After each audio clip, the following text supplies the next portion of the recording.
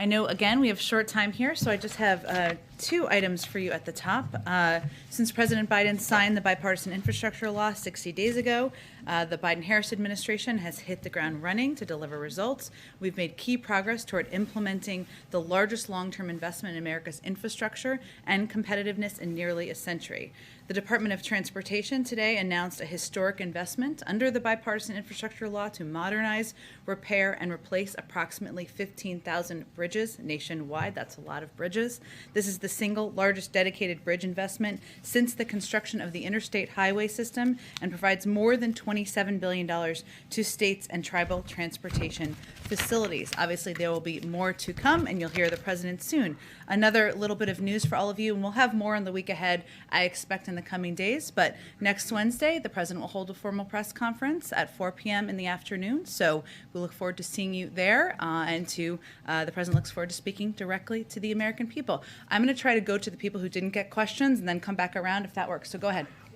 I wanted to follow up on the cyber attack against the Ukraine. Yeah. I know the NSC said it was too soon to attribute the attack, but could you say where early indications are pointing? Well, let me first say that because I know there's been a lot of questions, understandably, on this. So let me try to address a few of them as well, if that's okay. The United States and our allies and partners are concerned about this cyber attack, and the president has been briefed. We are also in touch with the Ukrainians and have offered our support as Ukraine investigates the impact and nature and recovers from the incidents. We don't have attribution at this time, and I can't point to any more specifics. I know the Ukrainians also announced and conveyed that they got their systems up and running pretty quickly and that personal data was not accessed. We will continue to, of course, work with them and assess any additional impacts. We're continuing to consult with allies and partners, including Ukraine, on this. You might have also seen NATO's statement as well, which says that they are also exchanging information with Ukraine. So that's where the status stands right now. I think it's important to note the Ukrainian statements on this, which convey very, very clearly that they were able to get their systems up and running. If it is determined that Russia was behind the attack, how would the U.S. respond to that? I'm just not going to speculate on that or preview what actions we would take at this time. I would just note that we will take necessary and proper steps, of course, to defend our allies, support our partners, and support the Ukrainian people, but we're still assessing that at this point in time. Could you describe in a little more detail what sort of support the U.S. has been providing Ukraine on the cyber front, like over the last few months? I'm happy to check with our team and see if we can detail that more to all of you specifically. We have been in touch with them, working with them on many levels, and certainly the threat of cyber attacks is something that has impacted a number of countries throughout Europe, throughout the world. We've providing, of course, best practices, the expertise we have in the U.S. government, but I can see if we can detail that more specifically. Chris, go ahead. I know there have been some challenges this week, but zooming out kind of even more, what's your message to Democratic voters out there who said they voted for lawmakers to protect voting rights, turn the tide on global warming, lower prescription drug prices, reform police departments, raise the minimum wage, tackle student debt, and have gotten none of it? Our message to them is that we're still fighting for absolutely every component of what you just listed, and that right now we're dealing with the realities of the fact that we have a very slim majority in the Senate and in the House that makes things more challenging than they have been in the past. I would also note, and I bet a lot of Americans who have conveyed their advocacy for a lot of those issues the president cares deeply about, have also cared deeply about getting the pandemic under control, have also cared deeply about ensuring schools are open across the country, that small businesses are functioning, that our economy is up and running. And those have been the top issues basically in every piece of data we've seen across the board. So the message from the president to them is he is committed to continuing to fight. You heard him say this week that voting rights, the rights of people to express their views at the polls is something that is fundamental to him, and he's going to stay at it. One last thing. Do you have any news for us on the president holding a formal news conference? I just announced one at the top. Chris, we've just caught you. You have. It's okay. I now relate to your teachers in high school and what they may have experienced, but it's okay. I'll look for the media clip. Yeah, there you go. It's to be fair, it is a Friday and a very busy news week, so everybody should take any pressure off of Chris. Go ahead. Yes, go ahead. And we have not met before, so welcome to the briefing room. Thank you. Is the president planning any sort of staff shakeup or changes at the White House given recent setbacks, including inflation at a 40-year high, the Supreme Court blocking the vaccine mandate, and the collapse of voting rights legislation? Well, I would say the other way to look at the last year is that 200 million Americans are now vaccinated. More than 80% of Americans have received at least one dose. If you look back to a year ago, only about 35% of people were willing to do that. Through the president's action and leadership, we have made vaccines available across the country. Boosters, we have provided more supply to the global community, 400 million doses, than any other country in the world. We've had record economic growth in this country. We have record low unemployment rates in this country. And we are getting out of a pandemic and the economic downturn tied to it at a rate that is faster than anyone thought would have happened. We have confirmed more judges that look like America, that are diverse like this country, than almost any other administration in history. And I guess the truth is, an agenda doesn't wrap up in 1 year. We are going to continue to fight for every component of his agenda and his plans for his presidency that he outlined when he was running for president. Can you confirm that a coronavirus emergency spending request is coming, and what details can you provide on that? Well, we are always in touch with Congress and leaders in Congress about what needs the American people have as we continue to fight the pandemic. That has been the case continuously throughout the pandemic. And that remains the case today. I don't have anything to preview for you, but I would just echo what Speaker Pelosi said over the weekend, couple days ago, where she said that we weren't going to let resources get in the way of fighting the pandemic. That continues to be our view, but I have nothing to preview at this point in time. But those conversations are ongoing. Go ahead. You have a couple of questions, and one from my colleague at VOA. Sure.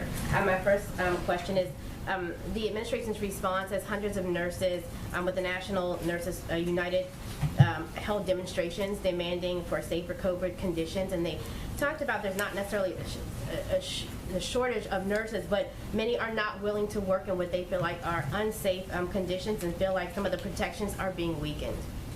Well, I would say first that we believe there should be strict and stringent requirements in medical and in hospitals and medical facilities to keep the people who are working there safe and also to keep the patients safe. And I would just note that yesterday the Supreme Court continued to is allowing for the CMS requirement to move forward, which is an important component of keeping people who are patients safe, but also keeping workers in a lot of facilities safe. A number of hospital systems across the country have implemented vaccine requirements, which we certainly support, and they've been very successful. So we'd continue to encourage others to do the same. With MLK coming, is there anything that we can expect to hear from the president? Any type of new strategy, any plan, and what is he going to be doing on that day? I expect we'll have more details. I certainly understand the interest. We're dealing with Mother Nature here with the storm, and so we are adjusting and making some plans for how he will commemorate a very important day in our history. But I expect we'll have more details for that, hopefully in the next 24 hours. From VOA, just a quick question. Confirmation on that U.S. has information that indicates Russia has pre-positioned a group of operatives to conduct a false flag operation in eastern Ukraine, as reported by CNN. Yeah, I do have some detail on this. Let me confirm for you. So as you all have heard us say many times, we are concerned that the Russian government is preparing for an invasion in Ukraine that may result in widespread human rights violations and war crimes should diplomacy fail to meet their objectives. As part of its plans, Russia is laying the groundwork to have the option of fabricating a pretext for invasion. And we've seen this before. We saw this before leading up to 2014, just to note, including through sabotage activities and information operations, by accusing Ukraine of preparing an imminent attack against Russian forces in eastern Ukraine, and the Russian military plans to begin these activities several weeks before a military invasion, which could begin between mid-January and mid-February. Again, we saw this playbook before, including the widespread effort to push out misinformation, not just in Eastern Europe, but around the global community. We have information that indicates Russia has already pre-positioned a group of operatives to conduct a false flag operation in Eastern Ukraine. The operatives are trained in urban warfare and in using explosives to carry out acts of sabotage against Russia's own proxy forces. Our information also indicates that Russian influence actors are already starting to fabricate Ukrainian provocations in state and social media to justify a Russian intervention and sow divisions in Ukraine. For example, Russian officials and influence actors are emphasizing narratives about the deterioration of human rights in Ukraine and the increased militancy of Ukrainian leaders. This is all the spreading of misinformation. These media narratives also blame the West for escalating tension, highlight humanitarian issues in Ukraine that Russian intervention could solve, and promote Russian patriotism to encourage domestic support for military action. And finally, during December, Russian language content on social media covering all three of these narratives increased to an average of nearly 3,500 posts per day, a 200% increase from the daily average in November. So it's important to note what people are seeing out there and to call out this misinformation that is being spread to as a false flag operation, and there's a number of tactics that they're using in that regard. Let me go to the back. Go ahead. Thank you, Jen. Russia's Foreign Minister Sergei Lavrov said today that Moscow have run out of patience with the West. So how patient is President Biden with Russia's aggressive behavior? And another one, the AFP news agency reports that Ukraine proposes three-way crisis summit with President Biden, Putin, and Zelensky. Are you open to such a format? I have nothing to preview in terms of the next steps on negotiations or talks. Everybody's back in their capitals now having conversations about that. I will note that the president's view and our view is that this is up to President Putin and Russia to determine what the path forward is. We are ready regardless of what they decide. If they decide they're going to invade Ukraine, there are going to be economic consequences that go far beyond 2014. If they decide they want to engage in diplomatic conversations and talks, we are very open to that, and we're hopeful they will do that. But ultimately, it's a choice they need to make. And so I would suggest you ask them that question. Go. What about the President Biden's patience with what Russia is doing? Again, right now? it's not about that. It's about Russia deciding what path they're going to take. Go ahead. Oh, go ahead. Hi, so President Biden yesterday said that he will be providing, or the administration will be providing, high-quality masks to Americans for free. Yeah. However, health experts have been saying for quite some time now that better masks are crucial against Omicron. So why is the White House late to making them available for free?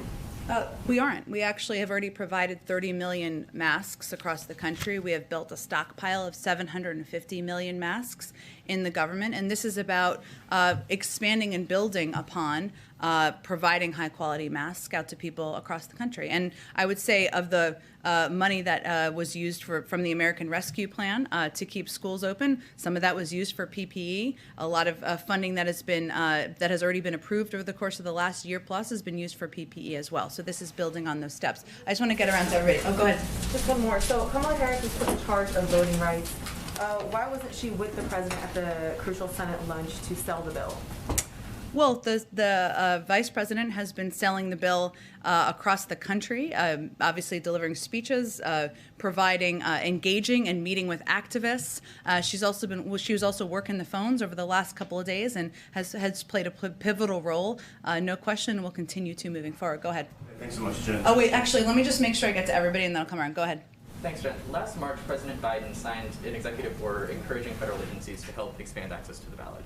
Can you get an update on how federal agencies have dealt with that in the past year or so?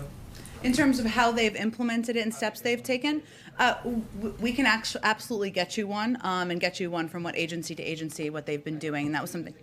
Yeah. In Congress, could we expect any more executive orders like that or actions from the federal government that don't require Congress? I will say we are going to continue to look for ways to protect and expand the rights of the American people to have access to voting. And in addition to that executive order, the Department of Justice, as you know, doubled their funding and support for the protection of voting rights. We also have been working with organizations all across the country who are building diverse coalitions to pass pro-voter laws and push back against those that make it harder to vote and threaten free and fair administration of elections, in addition to doing the critical work to register and educate voters. These organizations have built grassroots leadership at the state level, including among state legislators and across the Latino, African American, AAPI, Native American communities among young people. And they're providing also training, policy research, messaging guidance, and direct organizing to register voters and deploying voter protection teams. So we are working certainly at the federal level, also at the grassroots level, and we will continue to look for ways to protect people's fundamental rights. George, go ahead.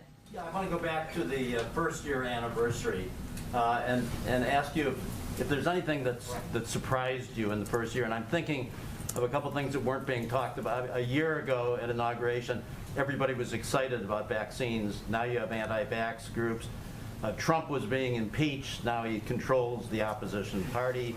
And there was no talk of inflation at the time of the A lot's happened in a year. I would say, actually, if we look back at data, around the time or shortly before the inauguration, only about a third of the American public was willing to get vaccinated, and now we're over 80%. So actually, that's an area where there has been an enormous amount of progress made.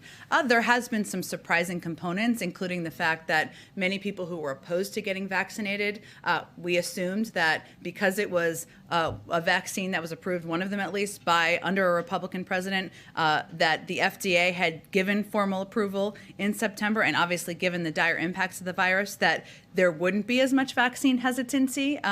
But that's one of the reasons that we took a number of the steps we did over the course of the fall. I would say that, of course, you look back and there are initiatives and that the president has fought for that have historically not been partisan. And I don't know if that's a surprise, but voting rights is certainly an example of them. And as I've said a few times from here, there are 16 Republicans sitting in the Senate who have supported voting rights protections in the past. So I'm not sure if that's surprising, but that certainly is not a development in the right direction. Has he been surprised at the difficulty in bringing Republicans along to his views? Well, I think a lot of people are surprised 19 Republicans voted for the infrastructure bill and 5 or 6 voted in the Senate and 5 or 6 voted in the House. There are again initiatives and policies that have historically had bipartisan support, like voting rights, that have become unfortunately perceived as a partisan issue. Go ahead. Thanks, Jen. Back to Russia. Just hours before that cyber attack on Ukraine, Ukraine's ambassador here in Washington told CBS News that her country believed a cyber attack would precede any major military action by Putin's forces. I think you touched on this when you were talking about the groundwork being laid, but just to be more clear, does the administration view cyber attacks as a signal that Russia plans to invade? I'm not going to give an assessment of that from here. I would just note it's also important that to include the context of the fact that Ukrainian officials have spoken to the impact of this specific attack. We know that cyber is a tool that many actors across the world use as a form of warfare. We have seen that only increase in recent years. But in terms of what the chain of events would be or will be, I just don't have anything more for you on that. Has the cyber attack and the false flag ops that you talked about, has that changed the assessment of how probable a military invasion would be compared to yesterday before these two incidents? I think it gives everyone a pretty clear picture of what we're seeing in terms of the preparations. Now, and whether or not they move forward, that is up to the Russian leaders to decide. But the fact that they are laying out, to your point, Leisha, these false flag operations, that they are sowing the seeds of misinformation, that does give you an indication of all of the preparations that are underway. Sure. Because Secretary Blinken was very frank yesterday in an interview, and he said there are just a few weeks left to reach mutual compliance with Iran because they are just a few weeks away from having enough material for a nuclear weapon. So can you talk about what this final push for an agreement looks like and how realistic it is given there are only a few weeks left? I, of course, agree with Secretary Blinken. I mean, I was going to say he's absolutely right, which seems like a silly thing to say. But I would note, Leisha, that it is a critical time. This is how the president sees it as well. Though there has been some progress made in negotiations, if we don't reach an understanding soon on mutual return to compliance, we will have to consider a different path forward. And the bottom line is the president is not going to allow Iran to possess a nuclear weapon. And as Secretary Blinken noted, they have made progress. And this is no thanks response to the decision by the former president to pull out of the Iran nuclear agreement, despite promises that they would